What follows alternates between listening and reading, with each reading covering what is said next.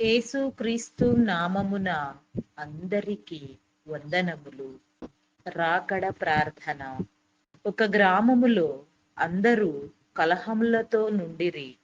ఒక దినమున తన జ్వరముగా నున్న కుమార్తెను చూడవచ్చిన తండ్రి భయంకరమైన కలహముల సంగతి విని తన కుమార్తెను తన ఇంటికి తీసుకొని పోయెను.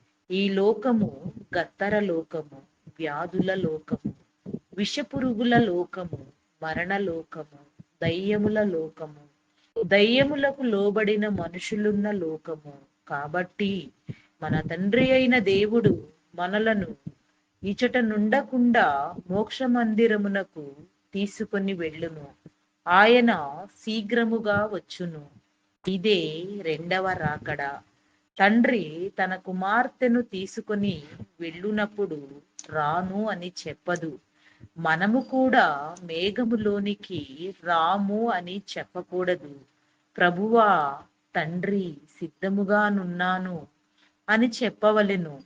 ఓ ప్రభువా, మేమట్లు చెప్పగల కృప దయచేయుము. ఆమేన్. Praise the lord. అందరికీ మరణాతా.